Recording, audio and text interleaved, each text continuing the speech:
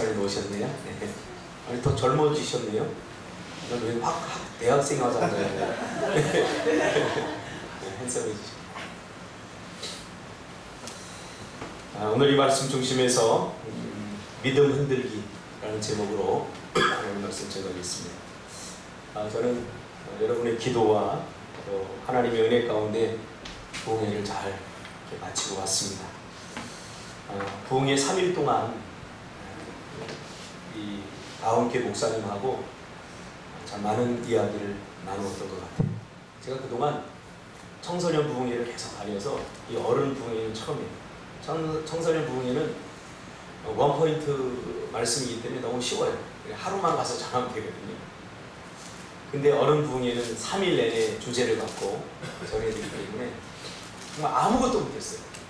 말씀 전하고 거의 12시에 이제 숙소로 와서 기도하고 또 잠들고 아침에 일어나서 또 말씀 묵상하고 육지 나가니까 좀 쇼핑도 하고 좀 가보고 싶은데 좀 돌아다녀야 되겠다 이렇게 생각을 했는데 부흥 강사님들이 그럴 수 없구나 절대로. 왜냐하면 마음을 뺏겨버리면 이 설교를 못하니까 그냥 거기에 집중할 수밖에 없어요. 그래서 하루 종일 숙소에서 말씀 보고 책 보고 또 이렇게 묵상하고 그렇게 3일 동안 보내고 나니까 제가 은혜를 참 많이 받았어요.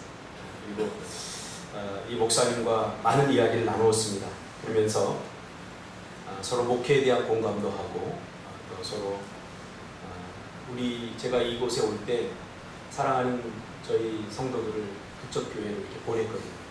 믿을 만한 교회이기 때문에 이렇게 보내셔서 그래서 또 신앙생활도 열심히 잘하고 그 성도들이 그래요. 목사님 우리 교회 많이 부흥했죠. 그러니까 이영복 목사님이 다 꿈틀교에서 온 거야. 네, 그래서 또 저희 교회 성도들이 가서 신앙생활 정말 열심히 잘하고 그런 것 같아요. 자식은 부모를 잊어버려도 부모는 자식을 가슴에 묻는다고 하지 않습니까? 절대 잊어버리잖아요. 목회도 마찬가지인 것 같아요. 목회도 여하튼 뭐 교회가 싫어서 같은 상처받아서 같은 목사가 미워서 같은 목사는 단 한 사람도 절대 잊어버릴 수가 없어요. 이번 주에 얼마 전까지만 해도 목사님 기도 부탁합니다. 제가 이제 교감이 될 것 같아요. 기도해 주세요. 우리 예린이 친구인데 10년 동안 우리 딸이 기도했는데 그 가정의 구원을 위해서 교회 막 나올 시점에 저희가 제주로 왔거든요. 제일 가슴이 아팠던 게 그거예요. 이분들이 이렇게 기도해서 하나님 보내주셨는데 하나님의 무슨 뜻이 있을까? 그런데 갑자기 아프시다고 연락이 와서 이번에 가서 문병을 해야 되겠다. 그리고 집사람한테 이제 그 병원하고 좀 보수가 보라고 했는데 부흥의 첫째 날 오늘을 넘기기 어려울 것 같아요. 좀 믿어지지 않더라고요. 너무 건강해 보였고 너무 좋으신 분이고 오늘을 넘기고 그거 같지 않아요. 첫날 말씀을 마치고 숙제에 와서 그 얘기를 듣고 한 잠도 못 잤어요. 하나님이 잠을 재우시지 않더라고요. 왜냐하면 제가 어릴 적에 아버지가 돌아가셔서 그 5살 나이에도 그 공허함을 제가 느꼈거든요. 장례식 칠 때 그래도 괜찮아요. 장례식 사람들이 많고 친척도 오고 막 북적북적 하는데 다 돌아가고 나니까 이게 뭐지? 그 어린 나이에도 참 마음이 공허하더라고요. 근데 어머니가 그 아버지 유품을 한꺼번에 안 태우고 생각날 때마다 그 가지고 나서 마당에서 태우면서 우시더라고요. 그러니까 그 우리 지민이하고 엄마하고 살아갈 그 생각하니까 마음이 너무 물론 천국 가셨어. 예수 믿었기 때문에 천국 가셨는데 어떻게 저들을 또 어떻게 또 그 세워지는 그 과정을 제가 겪었기 때문에 참 안타까운 거예요. 그래서 하나님이 그 마음을 주시니까 이 잠을 못 자겠네요. 밤새도록 그냥 기도했어요. 뒤척이다 보니까 한 4시 반 되니까 나도 모르게 이제 피곤이 와가지고 잠을 잤어요. 이렇게 3일 동안 말씀을 전했습니다. 참 성도들이 은혜 많이 받고 저도 너무 은혜가 되었고 또 가니까 하나님이 이미 다 준비해 놓으셨더라고요. 제 말씀을 사실은 제가 전하고 싶었던 말씀이 따로 있었는데 하나님이 거기 가서 말씀들을 막 바꾸고 이렇게 하면서 하나님이 그 교회를 정확히 진단하게 하셨고 처음부터 놀라는 거예요. 제가 처음 가서 첫 설교가 순정인데 그 첫 설교를 이렇게 시작했거든요. 저는 수학을 더럽게 못합니다. 왜 못하냐면 다음에서 x를 구하시오 그러면 그 x를 구해야 되는데 저는 다음에서 x를 구하시오 그러면 이 x를 왜 구해야 되지? 뭐 때문에 구해야 되지? 그 문장이 저는 시처럼 느껴졌어요. 이 x를 구해서 뭐 하려고 그러지? 이런 마음이 먼저 드니까 수학을 잘 못하는 거예요. 근데 놀랍게도 그 교회가 지역아동센터를 하거든요. 방금 전에 아이들이 그 사모님이 그 지역아동센터를 사모님한테 그랬대요. 도대체 사모님 이 x를 왜 구해야 돼요? 뭐 때문에 구해야 돼요? 그래서 막 얘기하고 왔다는 거예요. 근데 그 얘기를 딱 하니까 아이들이 벌써 집중을 하더라고요. 그 이야기를 제가 들으면서 그것뿐만 아니라 하나님께서 한 사람 한 사람을 터치하시고 어루만지시는 게 놀랍더라고요. 어떤 사람이 어떤 분은 또 이제 건강, 영적 건강에 대해서 이렇게 하는데 전혀 예비하지 않았던 그 영적 건강에 대해서 하나님께 말씀하시고 그런 걸 보면서 하나님께서 정확하게 진단하시고 이 교회를 회복시키고 은혜를 베푸시기를 원하시는구나 그런 생각을 하게 되었습니다. 괜히 무슨 소리하고 웃긴 이야기하고 그러다 웃고 나면은 은혜 받았어 근데 남는 게 하나도 없고 그런 게 아니라 제가 부탁을 하고 있어요. 여러분 은혜 받았죠? 이제 은혜 받았으면 여러분들이 변해야 되는데 이제 끝나고 나서 여러분이 은혜 받은지 안 받은지 진짜가 나타납니다. 그러니까 기도가 그 교회가 거의 없더라고요. 그래서 기도하는데 힘들었어요. 기도합시다 그러면 기도를 하다가 5분 만에 다 일어나서 가버려요. 부흥회인데도 그러니 얼마나 힘들겠어요. 그래서 둘째 날부터는 제가 붙잡고 기도했어요. 제가 한 40분 50분 기도 목이 다 쉬어버렸어요. 그러니까 하더라고요. 그것 보세요 여러분. 되잖아요. 기도가 안 되면 삶이 메말라서 안 됩니다. 어떻게 성도가 기도 안 하고 살 수 있습니까? 기도해야 됩니다. 제가 그런 이야기를 했습니다. 이 시대 목사님들의 가장 큰 고민 중에 하나는 바로 가난한 성도들이라는 사실임을 같이 공감하고 목사님하고 인식했습니다. 가난한 성도란 무엇입니까? 기독교인으로서 정체성을 갖고 있지만 교회에 출석하지 않으면서 이스라엘 백성들이 가나안을 찾아다녔듯이 새로운 교회를 끊임없이 찾아다니는 성도들을 가리키며 가나안을 거꾸로 읽으면 어떻게 되죠? 나아간다. 그래서 안 나가라는 언어 유희에서 나온 말이 바로 가나안 성도입니다. 한국 갤럽 조사에 따르면 개신교 신앙을 가지고 있다가 교회를 떠난 사람들의 수가 무려 758만 명에 이르고 다른 종교로 개종한 사람이 198만 명을 제외한 560만 명이 가나안 성도라고 합니다. 사실 지금 개신교 숫자는 별로 그렇게 많지 않습니다. 다 교회들이 뻥튀기를 해서 그래요. 교회들 이렇게 가보면요 10년 전, 20년 전, 심지어 사망한 사람도 다 기록하고 있어요. 물론 그렇게 하는 이유를 저는 압니다. 저는 그래요. 성도가 우리 교회를 나가도 지울 수가 없어요. 그래서 항상 제가 교족부를 갖고 있어요. 그렇지만 여기에 들어가면 안 돼요. 이런 조사에. 가난한 성도들을 어떻게 하면 믿음을 발휘하며 세상을 넉넉히 이기는 건강한 성도로 만들어낼까? 그 목회자들의 고민일 것입니다. 왜냐하면 이 교회 저 교회 다니거든요. 그러나 저는 여기에 또 하나의 고민을 보태고 싶습니다. 가난한 성도도 문제지만 교회에 소속되어 있지만 여전히 믿음을 발휘하지 못하고 교회 안에 머물면서 방황하는 일명 교회 안에 가난한 성도들도 있다는 거예요. 어쩔 수 없이 오랫동안 교회를 다녔기 때문에 교회를 떠날 수 없어서 교회 안에 머물러 있지만 사실 마음은 멀어져 있는, 기도에서 멀어지고 신앙에서 멀어져 있는 가난한 성도들이 교회 안에 존재하고 있다는 사실을 저는 11년 목회를 하면서 깨달았습니다. 사실 믿음에서 멀어져 기도의 능력을 상실하고 하나님의 은혜와 믿음의 능력을 상실한 채 믿음 견디기, 신앙 견디기를 하고 있는 사람들이 여전히 있다는 말입니다. 예수님은 이런 사람들을 마태복음 15장 8절에서 이렇게 규정하고 있습니다. 이 백성이 입술로는 나를 공경하되 마음은 내게서 멀다. 사람의 계명으로 교훈을 삼아 가르치니 나를 헛되이 경배하는다. 경배하지 않는 거 아니에요. 예배하지 않는 거 아니에요. 기도하지 않는 거 아니에요. 그러나 가장 중요한 마음이 떠나 있다. 부부 사이도 마찬가지 아닙니까? 부부 사이도 서로 상처를 받아서 서로 사랑하는 마음이 떠나버리면 부부라고 말할 수 없어요. 그냥 같이 사는 거죠. 신앙은 관계입니다. 그래서 날마다 관계를 점검해야 됩니다. 하나님과 내 관계가 지금 어떤가? 사람과 사람과의 관계가 어떤가? 어떤 사람이 이렇게 말하는 사람이 있어요. 뭐 사람과의 관계가 뭐 중요하냐? 하나님과의 관계만 중요하면 되지. 그러면서 사람들과는 관계를 잘 맺지 못하고 갈등을 일으키고 미워하고 그러면서 나는 하나님과 관계가 좋아. 이거 새빨간 거짓말입니다. 주님이 분명히 하나님 말씀하셨어요.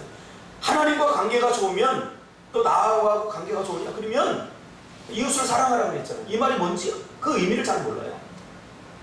나와의 관계가 좋고 나를 사랑하면 너의 삶 속에서 이웃을 사랑하라 이 말이에요. 이웃을. 그럼 내가 인정하겠다 그 말이에요. 우리가 첫 번째로 사랑해야 될 가장 첫 번째 이웃은 가족이에요. 가족도 이웃이에요. 헛되이 경배하는 것. 그렇죠? 신앙의 기준이 자기예요. 말씀대로 믿는 것이 아니라 자기가 믿고 싶은 대로 믿는 거죠. 이게 헛되이 경배하는 거예요. 믿기는 믿어요. 그런데 말씀대로 잘 믿지 않아요. 말씀대로. 뭐 순종해 본 적도 없어요. 이번에 가서 세 가지 큰 주제를 가지고 제가 설교를 했어요. 순종, 믿음, 은혜. 순종. 그 청소년 아이들이 얼마나 말씀을 잘 듣던지. 다음 교회 목사님은 설교를 한 10분 해요. 10분, 15분. 그러니까 성도들이 얼마나 좋아하는지 몰라요. 우리 교회 목사님 설교가 제일 좋아하면 그래요. 그러니 내가 거기 가서 1시간 반을 설교했으니 이건 뭐 큰일 날 일이죠. 근데요, 하나님이 역사하시니까 아이들이 뭐라고 그러냐면 목사님한테 그래요. 목사님, 시계를 보니까 깜짝 놀라요. 1시간 반이 지났는데요. 너무 짧게 느껴져요. 이렇게 얘기했다. 뭐 제가 설교 잘했다는 거 아니에요. 하나님께서 역사하시니까 그래서 뭐 설교를 뭐 길게 하니 짧게 이게 중요한 게 아니에요. 얼마나 하나님의 은혜 안에 머물게 하느냐 이게 중요한 거죠.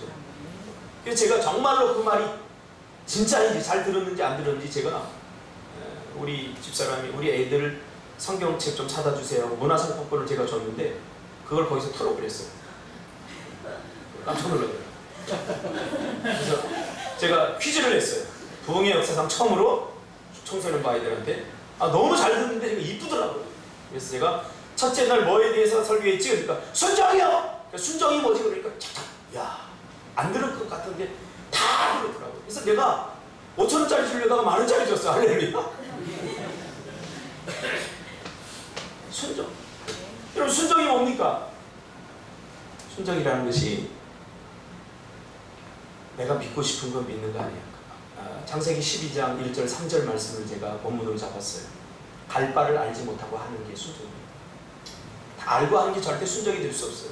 내가 하고 싶은 거, 내가 할 수 있는 거, 내가 할 만한 거, 내가 순종할 만한 거, 그거 하는 거 순종이 아니에요. 그건 누구나 다 할 수 있어요.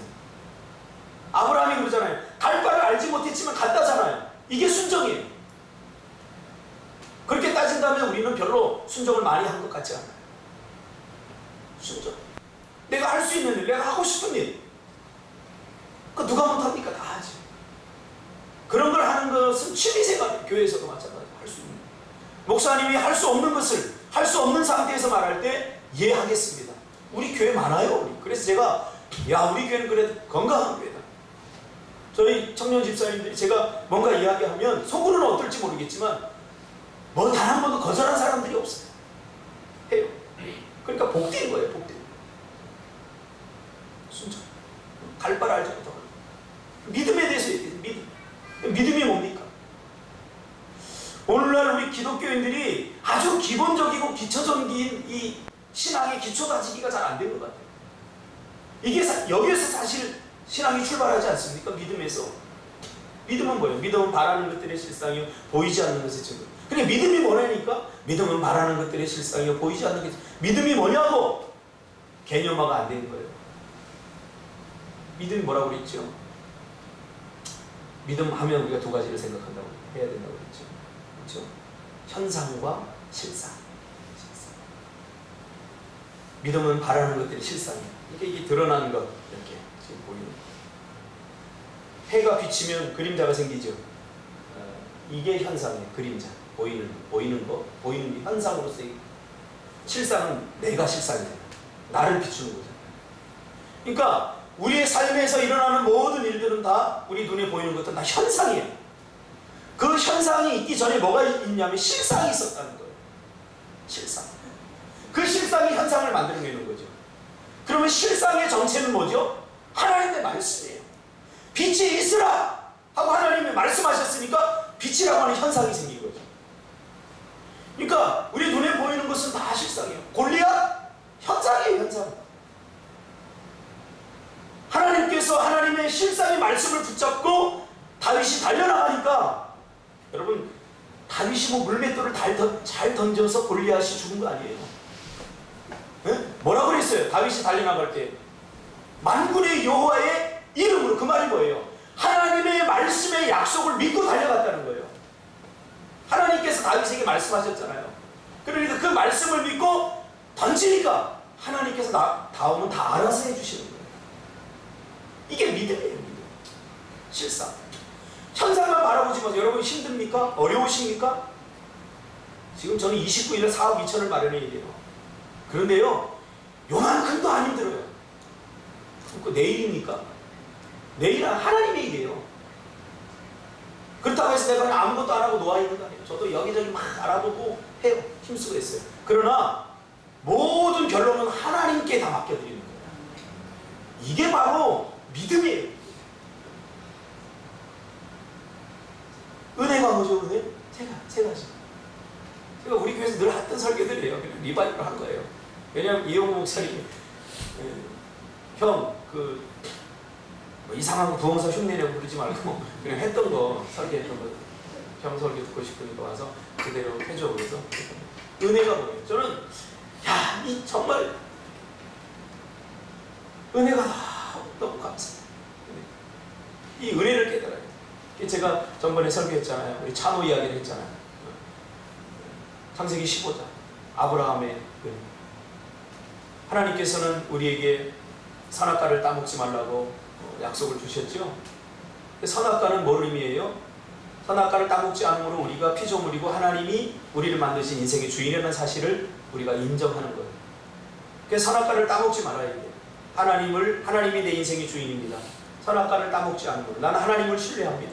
그런데 사단이 너 그걸 먹으면 하나님처럼 된다 하니까 선악과를 따먹게 되죠. 이건 뭐예요? 피조물인 인간이 신처럼 되려고 반역한 반역 사건입니다. 선악과 사건. 그래서 이제 하나님은 우리가 약속을 지킬 수 없다는 것을 알았어요. 그런 우리에게 약속을 주면서, 다온이 키워보니까 알죠? 다온아 이거 하지마 그러면 바로 해버리잖아요. 그런 다온에게 뭐 자꾸 계명을 10가지, 20가지, 30가지 주면 그 자체가 가혹한 거예요. 그래서 계명을 주신 것은 지키라고 주신 것이 아니라고 그랬죠. 깨달으라고. 계명을 통해서 하나님의 은혜로 들어오라고 계명을 주신 거예요. 지키려다 보니까 지킬 수가 없어. 도저히. 계명을 다 지키면 천국 가야 안 가요? 가죠. 할렐루야. 역시 계명 다 지키면 천국 가요. 근데 우리 지킬 수 있어요? 없어요? 지킨다는 거 다 뻥이에요. 근데 유대인들은 지킬 수 있다고 막 믿고서 그걸 막 자랑했죠.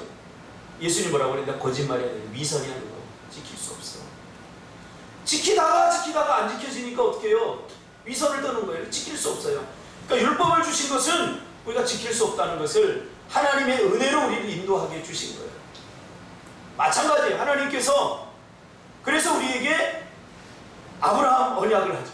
고대 근동 아시아 사람들은 약속을 하면 이제 짐승을 잡아다가 이 중간에 놓고, 자, 우리 인서하고 우리 예담이하고 이제 나중에 결혼시킵시다. 할렐루야. 하고 이제 사돈을 맺었어요. 하고 김성호 집사님이 여기 서고 내가 오른쪽에 있었어요. 뭐 실제 그렇다는 건 아니에요. 그래서 짐승을 잡고 집사님 나오셔야죠. 이게 짐승이에요.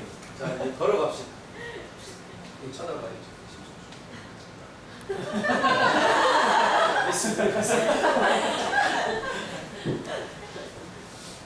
이렇게 약속을 했어요. 고대 근동아시아 사람. 그러면서 둘 중에 한 사람이 이 약속을 어기면 저 짐승처럼 죽음으로써 갚아야 된다.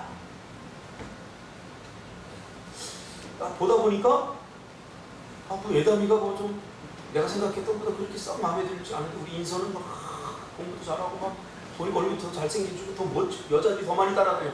그러니까 김성훈 집사님 이제 마음이 달라진 거죠. 그래서 몰래 파기를 해버려요. 그러면 준석 집사 어떻게 하는지 알지? 잡아다가 재물 잡아야 돼. 이렇게 하는 거죠. 자, 그런데 하나님께서 아브라함과 이렇게 약속을 합니다. 재언약을 하는 거죠. 첫 번째 아담과 했던 언약은 실패로 끝나. 인간의 철저한 불순종으로 말미암아 끝났거든요. 그래서 잡아다 놓고 이제 이 두 하나님과 아브라함이 이 사이를 지나가면서 서로 언약을 해야 돼요. 그런데 창세기 15장에 보면 하나님께서 아브라함을 잠들게 하시네. 잠들게 하시고 하나님 혼자 거기를 걸어가셔요. 뭘 의미하는지 아세요? 저는 이게 너무 의미가 돼요. 너는 이미 지킬 수 없어. 그러니까 나 스스로에게 약속을 하는 거야. 인간이 약속을 어기고 인간이 죄를 짓고 인간이 잘못해도 나는 절대로 이 약속을 파기하지 않겠다. 스스로. 규칙은 정하지만 그 규칙을 정했다고 페널티를 주지 않고 내가 참고 내가 인내하고 내가 끝까지 사랑하겠다 하고 하나님께 스스로 혼자 거기서 걸어가셔요. 이게 은혜예요. 그 은혜가 뭐예요? 받을 자격이 없는 자에게 거저 주시는 하나님의 거부할 수 없는 무조건적인 사랑. 무조건적인. 조건을 따지고 사랑하는 거예요. 저는 하나님이 여러분 우리가 뭐 교회 열심히 헌신하고 봉사하고 뭐 찬양 열심히 하고 그래서 하나님 우리에게 복 주시고 은혜 주신 줄 알아요? 이 사람은 아직도 미숙한 사람이에요. 저는 죄를 예수 믿고도 많이 져봤어요. 죄를 짓고 나면 너무 마음이 아프고 내가 하나님 이 볼 면목이 없는 거예요. 면목이 없는 거예요. 이래도 하나님 사랑하실까? 근데 하나님 그래도 사랑하시더라고요. 그래도 사랑하시더라고요. 제가 기도도 뭐 안 한 적도 많아요. 그래서 나는 하나님과 멀어졌다고 생각했는데 하나님은 여전히 나와 함께 계시더라고요. 거부할 수 없어요. 여러분 무조건적인 사랑 받아보셨습니까? 조건적인 사랑만 받아도 인생이 변하지 않습니까? 집사람이 저를 사랑해 주는데요.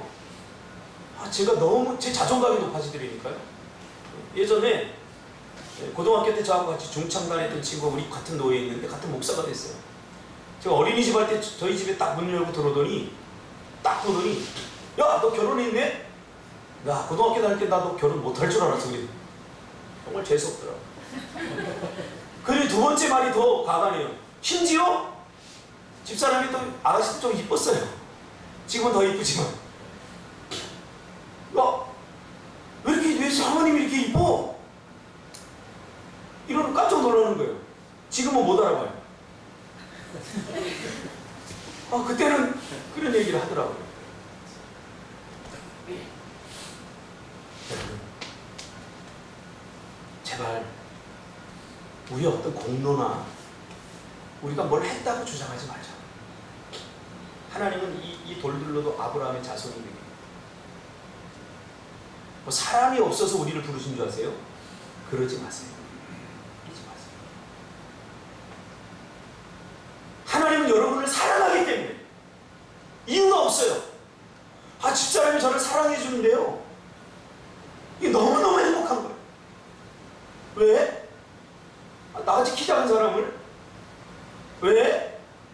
뭐 우리가 잘 사는 것도 아닌데 도대체 왜 나를 사랑해 주지? 그러니까 자존감이 올라가요. 내가 좀 괜찮은 사람인가 보다. 처음으로 그런 생각을 갖기 시작했어요. 사랑을 받기 시작합니다. 사랑은 허다한 죄를 덮고요. 사랑은 기적을 만듭니다. 그러면서 제가 저 여자가 사랑해주니까 사랑해주는 사람에게 더 멋진 사람으로 보이기 위해서 그렇게 제가 힘쓰고 했었거든요. 여러분 뭘 얻기 위해서 하나님 앞에 여러분이 평생 갚아도 하나님께 주신 은혜 다 못 갚아요. 그리고 괜히 준석집에 건방 떨고 내가 뭐 찬양 인도해서 내가 뭐 그 자랑하지 말고, 이것도 하나님의 은혜예요. 이번에 다음 교회 왔더니 야 진짜 여러분들 다 찬양계에서 우리 교회 다 은퇴, 청소년들, 중등부 학생들 뭐 찬양하는데 잘한다는 게 아니에요. 열심히 드럼의 박자가 정확하고, 심지어 사모님도 베이스 기타 치고 노력하고 있어요. 찬양 그거 한번 인도하기 위해서 학교 조퇴하고 와서 3시간, 4시간 전에 막 연습하는 친구들. 그런데도 그 모양인데, 네, 그래도 저는 감동 먹었어요. 그런 찬양. 그냥 와서 몇 마디 둘러보고 하는 찬양이 아니에요. 제가 찬양의 은혜가 되니까 말씀이 순종이 안 되면 신앙생활이 재미가 없습니다. 믿음이 없으면 신앙생활 자체가 이루어지지 않습니다. 믿음 없이 하는 모든 종교적 행위, 그것은 바로 종교입니다. 믿음 없이 예배하고, 믿음 없이 기도하고, 믿음 없이 섬기고, 믿음 없이 봉사하고. 그러기에 사단은 사람들이 믿음을 갖지 못하도록 계속해서 방해하고 있죠. 이미 믿음이 있는 사람들의 믿음을 흔들어 송두리째 믿음의 뿌리를 뽑아버리려고 합니다. 이것이 믿음을 선물로 주신 하나님의 마음을 가장 아프게 하는 행위이기 때문에, 하나님은 믿음이 없는 자에게 믿음을 요구하지 않아요. 하나님은 그런 신이 아니에요. 하나님이 우리에게 믿음을 요구한다면 이미 우리 안에 믿음을 주셨기 때문에 괜히 믿음 없는 척하지 마세요. 믿음이 우리에게 주는 힘듦이 있지 않습니까? 믿음은 사실 피곤해요. 육신적으로. 제가 그러더라고요. 개척을 초기에 하고 믿음이 너무 좋았어요. 왜? 매일 기도, 하나님 무조건 순종하겠습니다. 막 하나님께 기도하고 매달리니까 하나님이 너무 큰 믿음을 주셔갖고, 현실은 거지 같은데 믿음은 왕이었어요. 여러분 이해하십니까?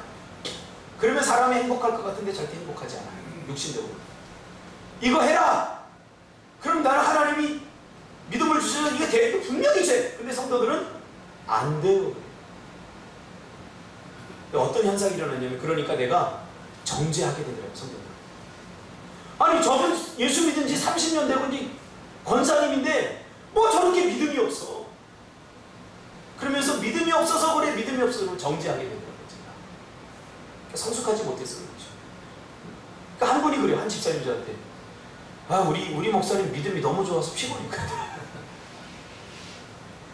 그러니까 한 사람 믿음이 좋으면 주변 사람들이 당황하게 돼 있습니다. 한 사람의 믿음이 좋으면 주변 사람들이 피곤하게 돼 있습니다. 근데 거기서 지면 안 돼요. 지면 안 돼요. 저는 졌어요.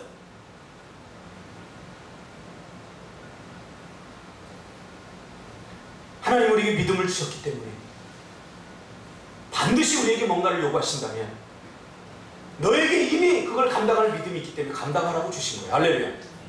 그럼 어때요? 믿음을 발휘해야죠. 발휘해야죠. 믿음이 없는 것처럼 하지 말고, 믿음은 현실만 보면 온전한 믿음이 안 되죠. 그건 현상이죠. 실상을 봐야죠. 하나님의 말씀이 뭐라고 하는지. 이스라엘 백성들이 왜 가나안에 들어가지 못했어요? 현상만 보니까 우리는 메뚜기 같고, 그들은 어때요? 우리를 삼키는 사람, 거인같이 보이는 거예요. 현실만 보면. 오늘도 마찬가지예요. 우리 오늘 현실만 보면 우리가 삼키는 바 될 것 같아요. 현실에 다 삼키게 될 것 같아요. 아무것도 안 될 것 같아요. 그러나 말씀을 보세요. 말씀이 뭐라고 그러는지. 우리가 지금 겪고 있는 어려움, 우리가 겪고 있는 문제, 우리가 겪고 있는 그 문제를 말씀으로 필터링을 한번 해보세요. 하나님이 뭐라고 말씀하는지 그걸 붙잡으시길 바랍니다. 그게 진짜예요. 그게 진짜예요. 그걸 붙잡았던 사람이 갈렙이잖아요. 갈렙은 그거 뭐 안 보인 줄 아세요? 제가 얘기했잖아요. 설교할 때 다 얘기했잖아요. 아주 정확히 체크리스트까지 만들어가지고 바닷가 쪽 준상간턱, 그리고 산송까지, 그리고 그곳에 강력한 누가 싸움을 제일 잘하나 그것까지 다 분석하고, 땅이 좋은지 나쁜지 나무가 많은지 적은지 아주 조사를 잘했어요. 갈렙도 다 봤다고요. 그러나 갈렙은 그것만 보지 않았어요. 여러분, 우리가 두 가지를 같이 봐야 돼요. 또 믿음이 있다고 건강하지 못한 믿음을 가진 사람은 또 말씀만 봐요. 그러면 안 돼요. 두 가지를 같이 봐야 돼요. 현실과 말씀을 보되 말씀으로 해석을 해야 돼요. 우리의 삶. 갈렙이 똑같은 것을 보고 똑같은 것을 경험하고 말씀으로 필터링하니까 어떤 결론이 나옵니까? 야, 맞다. 이거 정말 힘들고 어렵다. 나도 봤어. 안압조선이 얼마나 큰지. 야, 우리가 도저히 못 이길 것 같더라. 그러나 하나님이 약속으로 주셨기 때문에 하나님은 반드시 주실 거예요. 할렐루야. 이 말이 뭐예요? 우리의 힘으로는 안 되지만 하나님께서는 반드시 하게 하실 수 있어. 우린 그분을 믿자는 거죠. 오늘 설교를 마치려고 합니다. 여러분, 믿음으로 삽시다. 할렐루야. 믿음으로 삽시다. 우리 자신을 한번 돌아보면서 신앙생활이 힘들고 어려운 것은 믿음으로 살지 않기 때문입니다. 믿음으로 살면 재미있어요. 행복해요. 믿음으로 살면. 제가 그랬어요. 부엌에 가서도 정말 우리 부모님들, 그 아이들 학교 갈 때 뭐라고 그래? 야, 적당히 공부하고 와라. 그러지 않잖아요. 열심히 공부하고 와라. 우리 예린이 정말 열심히 공부하니까 내가 얼마나 좋은지 몰라요. 요만큼 좋아요. 근데 내가 정말 표현할 수 없는 기쁨은 우리 예린이가 믿음으로 사는 거예요. 정말 아무것도 아니에요. 공부 열심히 하면 거기에 미래가 있습니까? 좋은 대학 가면 다 인생이 해결됩니까? 취업도 있죠. 좋은 대학 간다고 해서 좋은 대학 가면 다 인생 해결된다고 좋은 대학 갔는데 취업이 안 돼요. 취업 어떻게 또 바늘 구멍 뚫고 또 취업했는데 그래도 이게 내가 원했던 게 아니에요. 그래서 이 젊은이들이 지금 헬조선이라고 그러잖아요.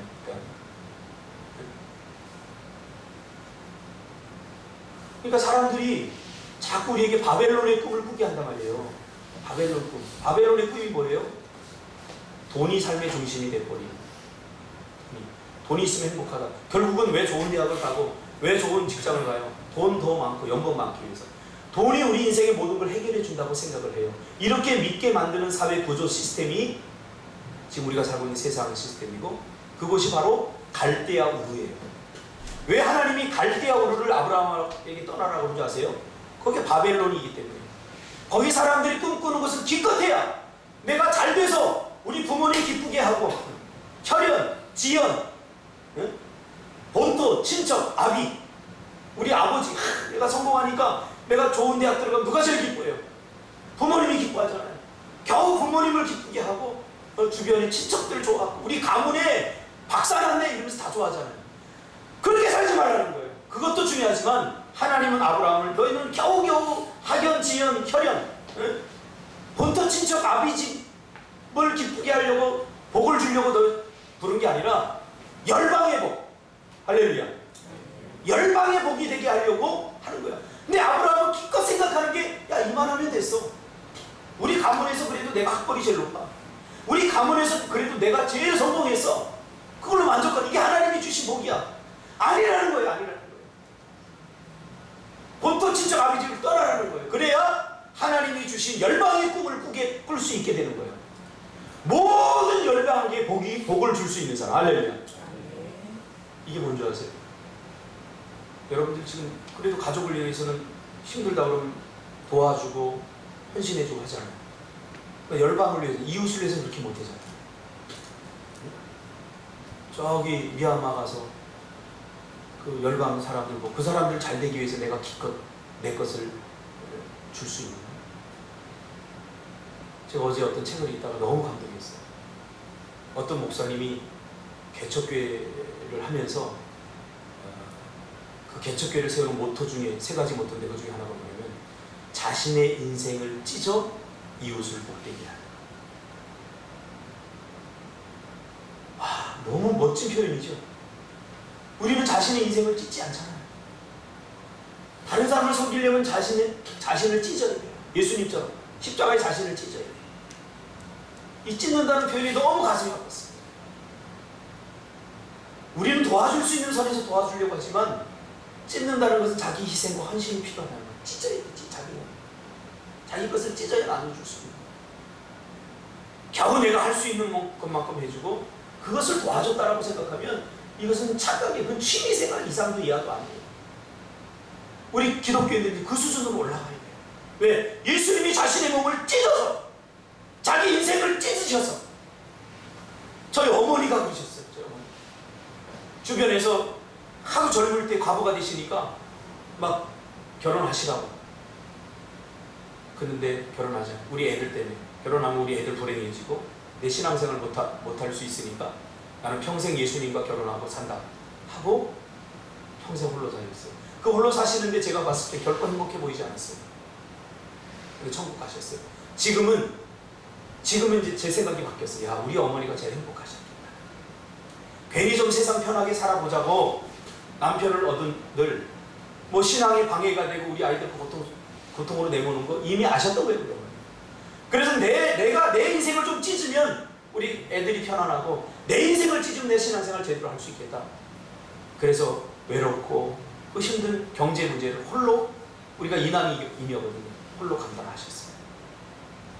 여러분, 하나님께서 우리를 이 제주 땅으로 보내신 것은 겨우 본토 친척 아비집을 기쁘게 하는 인생들로 살리는 게 아니라 열방의 복이 되게 하는 사람이 되려고 우리를 부르신 겁니다. 하나님께서 여러분이 반드시 복을 주실 거예요. 첫 번째가 물질의 복. 저는 복 중에서 물질의 복 받기가 제일 쉽다고 생각해요. 아주 극명하거든요. 제가 받아봐서 알아요.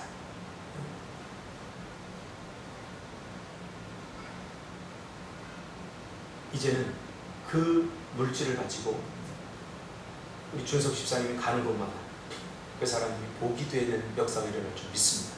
그렇게 미얀마 가서 우리 명규 집사님이 했잖아요. 참 너무 감사해요.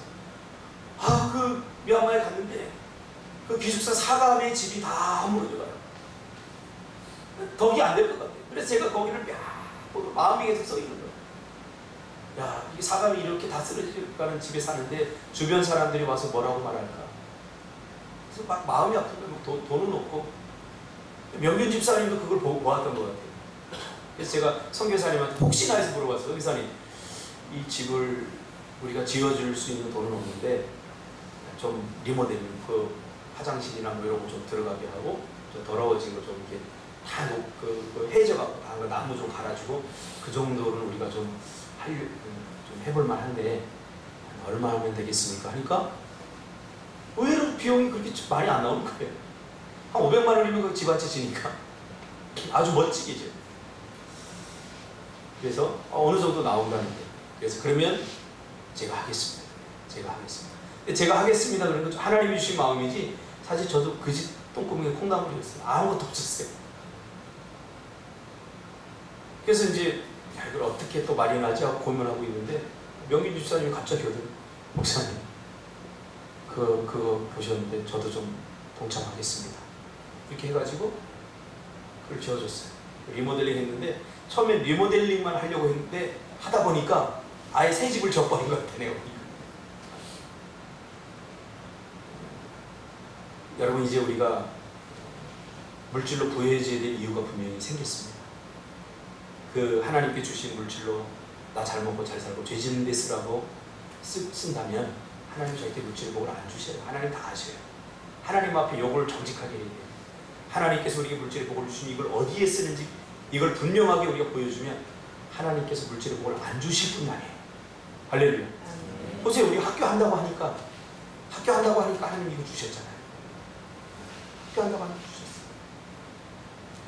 여러분은 열방의 복이 되는, 나 때문에 우리 주변 사람들뿐만 아니라 열방을 복받게 하려고 하나님께서 제주 땅을 부르셨어요.